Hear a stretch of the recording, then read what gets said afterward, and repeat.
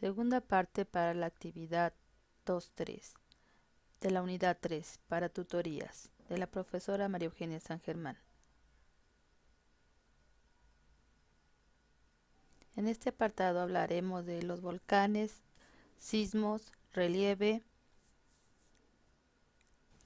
De los materiales que arroja un volcán tenemos, por ejemplo, los gases como el vapor de agua, dióxido de carbono, nitrógeno, hidrógeno, ácido clorhídrico, cloruros volátiles, gases sulfúricos, sulfúdrico, metano y otros. De los líquidos, el más conocido por todos ustedes se llama lava. De los materiales sólidos, también llamados piroclastos, fragmentos de fuego, son de proyección. Por su tamaño se dividen en bloques y bombas, que son tamaños comprendidos entre varios centímetros hasta metros. Lapilli y gradas, que su tamaño es de guisantes o de nuez. Cenizas o polvos volcánicos, que son partículas de menos de 4 milímetros, pueden ser transportadas por el viento a grandes distancias y a grandes temperaturas. Cuando son a grandes temperaturas forman elementos como las nubes ardientes que se provocaron en el Pinatubo, originando la muerte masiva de plantas animales, ya que estas nubes ardientes bajan a gran velocidad en cuestión de segundos. Entre la clasificación de los volcanes por su actividad volcánica tenemos 4 tipos. Los hawaianos, que son de actividad constante sin explosiones de lava, y la lava es muy fluida. Entre sus ejemplos tenemos los volcanes de la isla de Hawái, que sus explosiones no son muy agresivas, sino efusivas. El estromboliano es un tipo de actividad volcánica muy violenta, con algunas emisiones de lavas y gases incandescentes, pero en general son de cenizas. Ejemplo es el Stromboli en el Mediterráneo, en el continente europeo. Vulcaniano son emisiones de lava viscosa que se solidifican en sus chimeneas, causando grandes explosiones de gases muy oscuros y agresivos. Estas son de las erupciones más agresivas. Ejemplos tenemos el Vulcano en la isla de Lipari, también en Europa. Y el más agresivo en forma de actividad volcánica es la erupción volcánica peliana, formada en forma es de la forma más explosiva y violenta, ya que sus explosiones pueden lanzar bombas volcánicas y nubes ardientes, que son las que provocan la mayor muerte por segundos. Ejemplo de este tipo de erupciones volcánicas está en el Monte Pelé y la Martinica en el Caribe. La clasificación de los volcanes por su origen tenemos los volcanes de subducción, que son volcanes que se originan en los límites convergentes de las placas tectónicas. Por ejemplo, los volcanes de México son de este tipo. Los volcanes de dorsales oceánicas también son volcanes de límites de placas divergentes, pero esto es en medio de los principales océanos. Son extensas cordilleras volcánicas activas por donde se lleva a cabo la expansión de los océanos y es el motor del movimiento de los continentes. Y la tercera y última clasificación por su origen serían los volcanes de puntos calientes, que son volcanes que no se relacionan con los límites de placas e inclusive pueden estar a la mitad de una placa, como es el caso de la isla de Hawái, que es un punto caliente, donde las emanaciones son muy fluidas de magma que no origina explosiones y que provienen del manto inferior, o sea que es una lava más líquida, pero a mayor temperatura. Esta es la localización de los volcanes por su origen. Los de subducción, que están en la parte donde chocan los continentes con la corteza oceánica, que es esta parte que ya vimos que son los límites de subducción, donde está chocando las placas oceánicas con oceánicas, o oceánica con continental con continental, o continental con oceánica, y que provocan los grandes volcanes como los de México, que dijimos que son de tipo de subducción. Y también tenemos los de tipo dorsal, que son toda esta parte de en medio de de los volcanes submarinos, y que son las dorsales del Índico, dorsal del Atlántico y dorsal del Pacífico. Los puntos calientes que ya dijimos están en las islas de Hawái, que no tienen nada que ver con los límites de placas, pero que están entre las placas.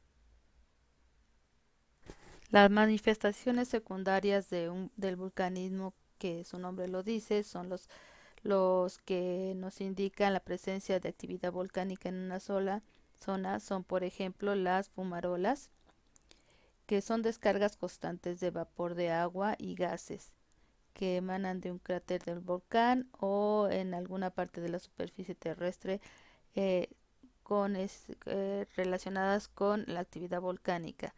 Cuando estas fumarolas tienen que ver, tienen gran cantidad de azufre, se les conoce como solfataras, y alrededor de ellas está el color amarillo del azufre, además con su gran olor a azufre en el humo. Pero si estas fumarolas tienen gran cantidad de dióxido de carbono, se les denomina mofetas. Otra manifestación serían los manantiales termales de agua caliente, que su temperatura es aproximadamente de 5 grados o más en relación con la temperatura del medio ambiente. También tenemos los geysers, como los de Hidalgo, que son manantiales de agua termal, pero que emiten de manera intermitente y con gran presión, de chorros de agua caliente y gases, sobre todo mayor cantidad de vapor de agua. Para complementar el video de sismo que les puse de los principales elementos, tenemos en esta presentación los tipos de sismos que tenemos, que son de dos tipos: los tectónicos, que son producidos por la interacción de dos placas tectónicas, otra vez el movimiento de las placas, y que pueden dividirse en dos clases: los interplacas, que son ocasionados por la fricción entre la zona de contacto, o sea, en esta parte. Esos son los sismos intraplaca, que se dan cuando se mueven las dos placas, o intraplacas, que se presentan lejos de los límites, o sea, pueden ser en medio de la placa, y que no son muy frecuentes, y por lo general son de menos magnitud que los que se dan en intraplaca, o sea, entre las placas. Intraplaca, interplacas, choque de dos placas. Intraplaca, dentro de las placas. También tenemos los sismos de tipo volcánico, que son que acompañan a las erupciones volcánicas y son generados principalmente por la ruptura de las rocas del movimiento del magma. Generalmente no llegan a ser tan grandes como los tectónicos, no llegan a ser tan fuertes en su intensidad. De colapso, que son producidos por el derrumbamiento de techos de las cavernas o minas. Por lo general ocurren cerca de la superficie y se perciben en áreas reducidas cerca de donde fue el derrumbamiento de la caverna o de la mina. Los sismos artificiales, que son los producidos por el hombre, por medio de las explosiones convencionales o nucleares, con fines de exploración, investigación o incluso la guerra. Ahora vamos a hablar de los tipos de relieve y empezaremos por las llanuras de tipo sedimentario. Las llanuras de tipo fluvial son las que se originan por la sedimentación de los ríos en una zona plana. Las llanuras lacustres, estas surgen por el resultado de la erosión causada por los lagos y la depositación de sus sedimentos. La llanura deltaica son las que se forman en las desembocaduras de los ríos. Un ejemplo son los deltas. La llanura glacial es la consecuencia de la erosión y la depositación del movimiento de un glaciar, originando una llanura de piedras y de textura de arenas grandes y grandes bloques. La llanura de tundra, que se forma en zonas de la tierra donde durante el invierno está cubierto de hielo y en el verano se deshiela. Esto provoca que el área quede cubierta de agua y algunas zonas pantanosas. Tenemos la penillanura, que es una región de planicie que surge a consecuencia de la erosión de las montañas en regiones montañosas. Es una llanura con pendiente.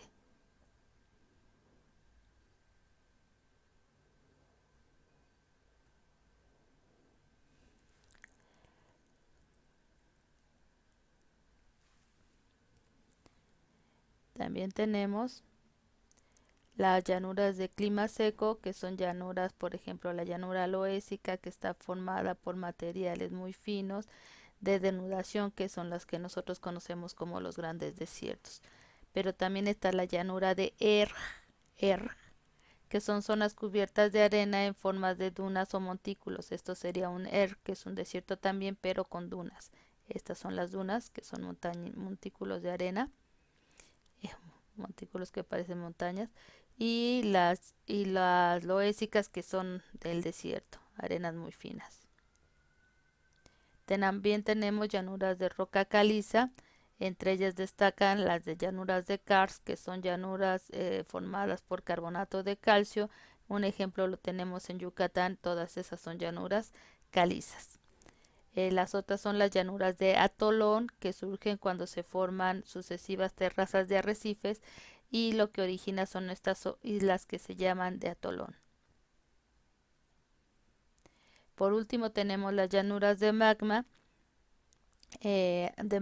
antiguo, que son originadas por granito de lava volcánica, pero de origen de granito y esquistos cristalinos, y las llanuras de corriente de lava formadas principalmente por basaltos, que son como las que encontramos en CEU, Ciudad Universitaria. Las llanuras de levantamiento surgen a consecuencia del levantamiento de la corteza terrestre, que se eleva por encima de la superficie de los mares, y surgen como consecuencia de los movimientos epirogénicos, que son los de levantamiento o hundimiento en las regiones exteriores o marginales a los continentes, que serían las llanuras costeras. De acuerdo a su origen, tenemos la siguiente clasificación de montañas. Las montañas de plegamiento, que son formadas cuando hay el choque de las placas tectónicas, causando que las rocas de la corteza se plieguen y que originen extensas cordilleras de plegamiento por este choque y la presión de la corteza terrestre, como son las grandes cordilleras de la Sierra Madre Occidental, los Andes, los Himalayas, los Pirineos, los Alpes. Esas son de origen de plegamiento por el choque de las placas. También tenemos las de origen volcánico, que no es otra cosa que la formación de las zonas volcánicas al ascender el magma por la corteza terrestre, formando la lava y formando las montañas volcánicas. También tenemos las que se forman por afallamiento o en la ruptura de los bloques de la corteza terrestre, y que a la parte más alta de la falla tectónica se le conoce como horst, que es la punta de la montaña, y a la parte más hundida, que es la fosa o el graben. Estas son montañas por fallas tectónicas. Y también tenemos la clasificación de mesetas. Todo este material lo tienen ustedes en el sitio, en el Terra y Clima, en la parte de la tercera unidad, en la descarga que dice formas terrestres. Ok, las mesetas se pueden clasificar de la siguiente manera. Mesetas de piedemontes, que son las que separan una llanura baja de una montaña y están entre el océano y las montañas. Las mesetas intermontanas, que están rodeadas de montañas, intermontañas, entre montañas, rodeadas de montañas. La diferencia entre estas dos es que las de piedemonte están cerca de los océanos, entre el océano y las montañas, y estas están dentro del continente. Las mesetas continentales son las que se elevan sorprendentemente junto al mar, pero son de este tipo, ¿sí? Una elevación